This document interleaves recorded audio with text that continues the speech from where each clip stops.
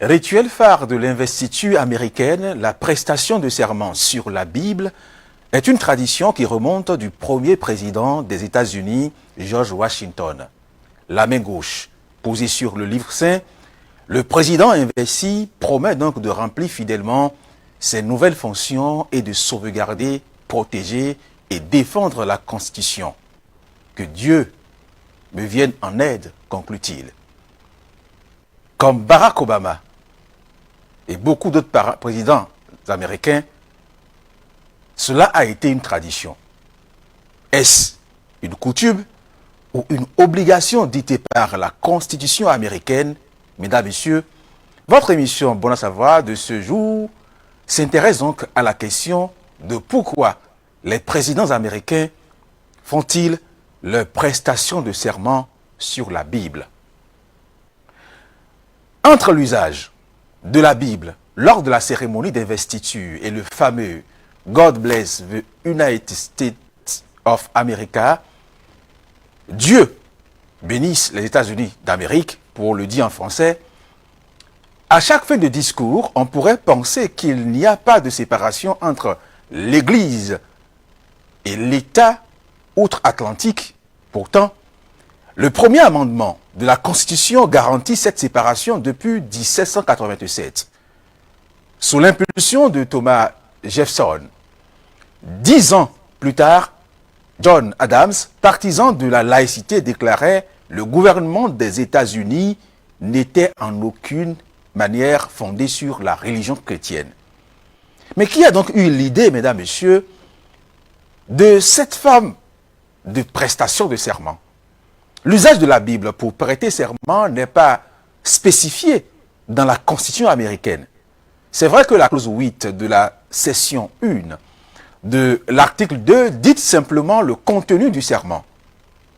Je cite, « Je jure solennellement de remplir fidèlement les fonctions de président des États-Unis. » Fin de citation. Mais si les présidents américains posent leur main gauche sur la Bible, depuis plus de 2 siècles, c'est uniquement par mimétisme. La tradition a été donc lancée par George Washington, comme je le disais en introduction, premier président de l'histoire des États-Unis d'Amérique, après avoir prêté serment devant Robert Livingston, l'un des 5 rédacteurs de la Déclaration d'indépendance américaine. George Washington aurait été jusqu'à embrasser l'ouvrage sacré. L'autre question qu'on peut se poser aussi, comment les présidents américains choisissent-ils leur Bible? Chaque président choisit sa Bible. Par exemple, en 2013, Barack Obama n'a pas opté pour une, mais 2 Bibles. Une ayant appartenu à Martin Luther King et l'autre à Abraham Lincoln. En 2009, le démocrate a été donc le premier à utiliser la Bible de Lincoln depuis 1 siècle et demi. La Bible Maconin St. John's numéro 1, choisie par George Washington, a depuis été donc utilisée à 4 reprises. C'est-à-dire par Warren Harding en 1921, par Dwight en 1953, par Jimmy Carter en 1977, également George Bush en 1987. Bill Clinton, lui, a prêté serment sur une Bible que possédait sa grand-mère, par exemple, et qui a dérogé à la tradition. On pourrait se demander ici, parce qu'une loi, une tradition qui n'est pas légiférée, peut être violée facilement. John Quincy Adams est le premier président en 1825 à mettre la Bible de côté.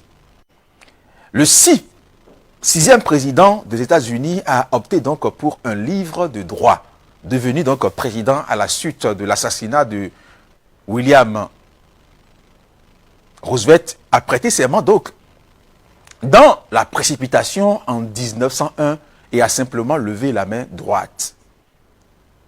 Même cas de figure pour Lyndon Johnson, investi à bord de l'avion présidentiel Air Force One le jour même du meurtre de Kennedy. Le 36e président des États-Unis avait alors prêté serment sur un missel catholique, un livre liturgique contenant donc des prières de la messe. Mais pourquoi Trump a-t-il, lui, choisi 2 Bibles? En fait, Donald Trump s'inspire de Barack Obama. Le républicain aurait donc recours à 2 Bibles, celle d'Abraham Lincoln et celle de son enfance. Cette dernière lui a été donc offerte par sa maman en 1955 lorsqu'il était à l'école primaire. Le président élu est honoré de placer sa main sur des Bibles qui ont donc une signification particulière à la fois pour sa famille et pour le pays, a indiqué donc Tom Barrack, le chef du comité d'organisation des manifestations. Mike Pence, le vice-président de Donald Trump, prêtera lui serment sur la Bible familiale de Ronald Reagan. Mesdames, Messieurs, voilà donc le parcours de ces différents présidents et voilà quelques raisons qui poussent donc ces présidents américains à prêter serment sur la Bible. Retenons que rien n'est légiféré, c'est du mimétisme et que ça vient du premier président des États-Unis d'Amérique, Washington. C'est lui qui a lancé donc le processus et qu'aujourd'hui, presque tous les présidents qui passent le suivent. C'est vrai qu'il y a, comme vous l'avez su, des exceptions. Et c'est tout pour ce numéro de votre émission Bon à savoir, mesdames, messieurs. Nous étions sur les traces des États-Unis d'Amérique. Pourquoi les présidents américains prêtent-ils serment sur la Bible? Et je pense que vous avez été servis. Mesdames, messieurs, merci de votre attention. Portez-vous bien. Rendez-vous la semaine prochaine pour un autre numéro, pour d'autres numéros de votre émission Bon à savoir.